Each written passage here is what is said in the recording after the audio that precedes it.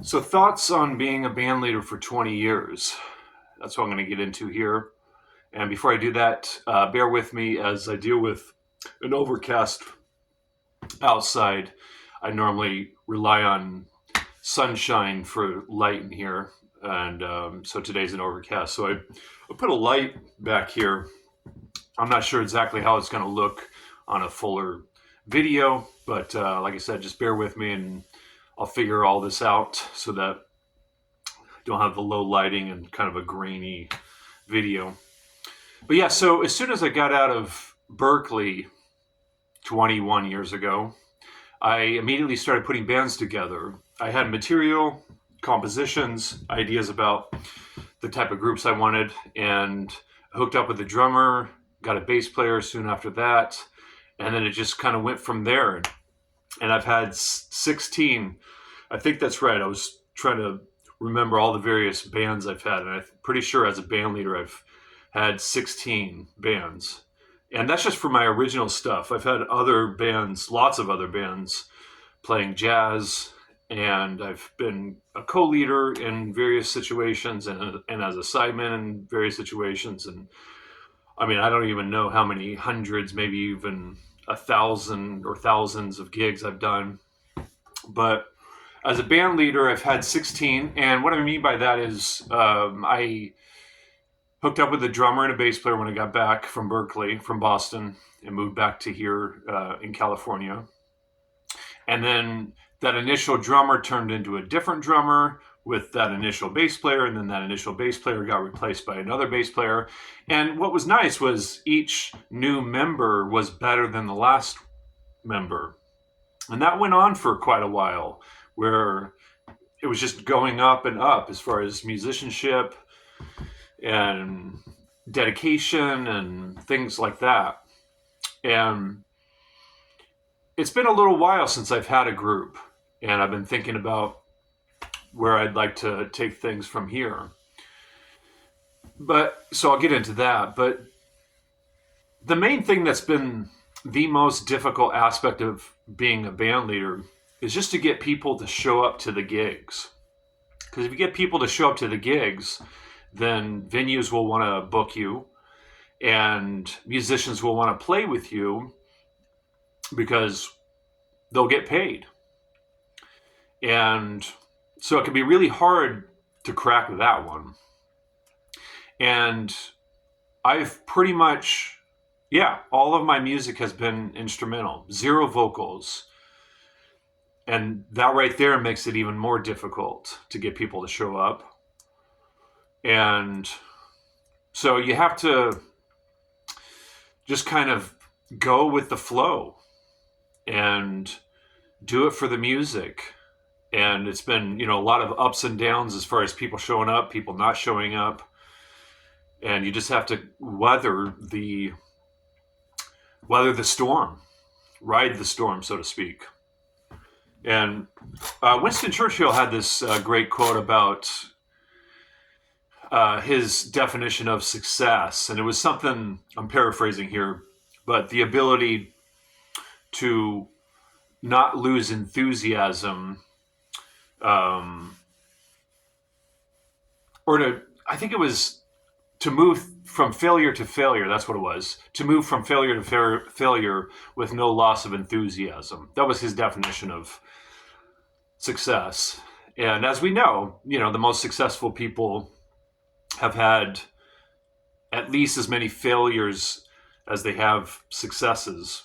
I mean, I think Michael Jordan said he's failed more times than he has succeeded. But I don't really, yeah, I've had a lot of bands that have failed as far as not accomplishing the goals we set out to do. But I suppose there is that. But I gained so much from those experiences as a musician, as a person. And like I said, musicians were getting better over time that were playing with me. And so it's just been a process of growth, despite maybe these failures.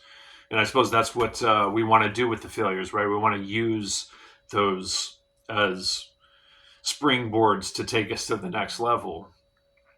And Yeah, so I won't get into the details as to why the various bands fell apart, why people quit, or um, people lost interest in the project, or weren't as dedicated as I need them to be to, just as being musicians. I take this very seriously, so I have to play with people that take it as seriously as I do.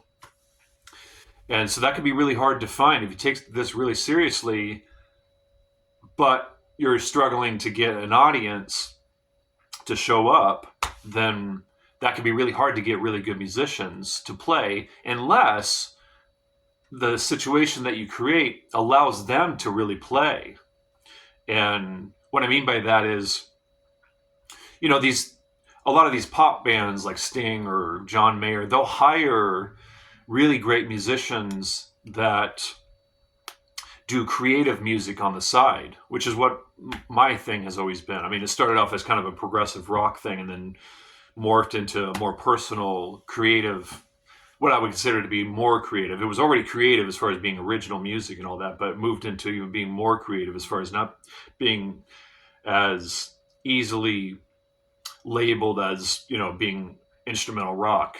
There was too many other influences, too many of my own ideas that had nothing to do with rock. So a lot of musicians, like for instance, I was talking about this with a student yesterday about how the drummer Keith Carlock will get hired by Sting and John Mayer or Steely Dan, and they're playing to he's playing in those situations to huge audiences, but he doesn't get to really play his imagination. He has to hold back a lot to play the parts, right?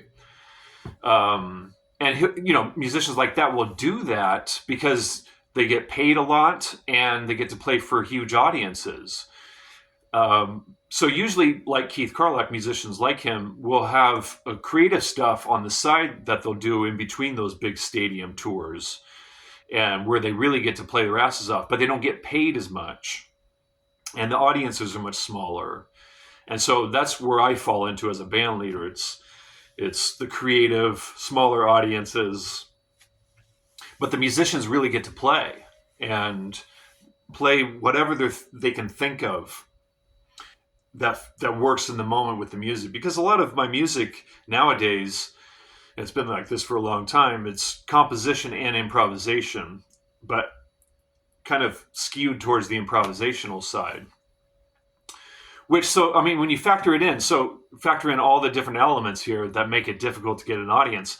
It's creative, so it doesn't have a typical label as funk, rock, blues, jazz, so on and so forth. It's instrumental, and there's a lot of improvising, like Three Strikes, right? I mean, most popular music, we just take your garden variety pop. There's no improvising. And when they go on tour, they do exactly the same as they recorded it, because that's what the audience wants, and that's what the pop artists know how to do that. So if you're trying to do something like that, those three aspects, it's quite a struggle. And yeah, I mean, like I said, I'm not going to get into the details as to why, because there's too many details to talk about. But the last three groups I've had, we had the plan to record what would be my fourth album. I have 3 albums, and I'm actually about 2 albums behind as far as material that should have been released by now. But the last 3 trios we had plans to go into the studio to record this stuff that we had been rehearsing and performing. And basically the musicians became unreliable for all sorts of different reasons. And I would have these kinds of, I would create charts for mostly for the bass player, but if the drummer wanted to see the stuff too, then I would, of course, show it to them. It's handwritten stuff, and there's a lot of odd time signatures and kind of complicated forms, and we inject improvising within these complicated forms, and so it requires rehearsing, and not just to get the compositional stuff together as a group, but to implement the concepts that I have And because you can't just come to my gig, read this stuff on the chart, and then improvise together. It's not going to happen. It's not possible. And yeah, I mean, because we have to rehearse this stuff, and we have to go over the concepts. And I mean, maybe it's possible to do it, but it won't to do that on a gig. But it's not going to be to the level that I would want to present. So to find really great musicians that are interested in doing an instrumental, creative, improvisational type of endeavor that doesn't pay a lot and has small audiences, that's a really tough one. And that's what I'm faced with right now. You know, for a while now, I've been focusing on practicing and teaching. And so I'm just imagining where I'd like to take all this, you know, because all those years of, you know, all those experiences and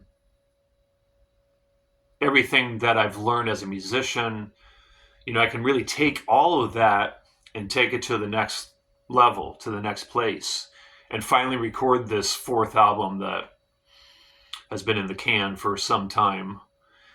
I mean, the good news about all of this is I'm a better musician now with all those experiences. So that's great, right? To know that you're even better than you were before. And when this fourth album finally gets recorded, it'll actually be better than what it would have been had I done it 5-10 years ago. Yeah, the plan was to do the one of the three trios I mentioned, the one that goes back about 10 years. We were planning on recording an album. It's with the drummer Mike Johnston and bass Ian Barlow. There's some stuff on my channel here with that group. Not a lot of videos. I think there's 3 or 4. And yeah, so we were going to record this album. And then I put another trio together. Same thing. We were going to record the album. That fell apart. I put another trio together. Same thing. So yeah.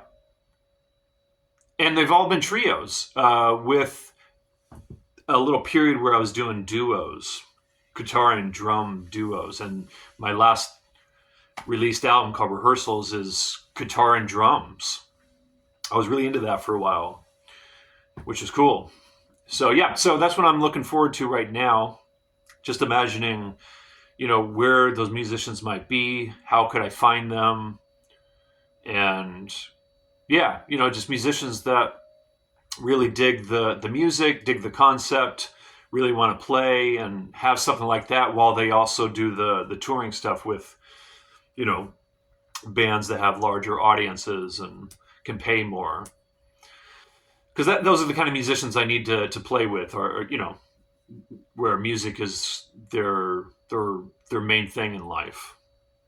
Yeah, so if there's anybody on here that's watching my videos that is either in a band or is a band leader, and you know, I'd love to hear what you're kind of faced with right now, or what kind of situations you've had as a member of a band or as a band leader. Yeah, it'd be just cool to hear some of your thoughts about the subject. It's really interesting because it's not easy, right? To be a band leader, period, even if you are in a successful situation, financially, I mean, successful situation, because there's so much to manage. And you have to be really good at dealing with people and really good at directing things in a way that's productive, but not too harsh on the musicians, so that, you know, you make it feel like a positive experience while you get it all together, and to get everybody aligned. Really hard to do that. But yeah, so I thought I would just share some of those thoughts about being a band leader. And I'm glad I've done all of those 16 bands and all the other stuff I've done. I've learned so much and got to play with a lot of good musicians, some of them really great, and that feeds you, right? Playing with great musicians in all sorts of ways. All right, I'll leave it there. Thanks, guys.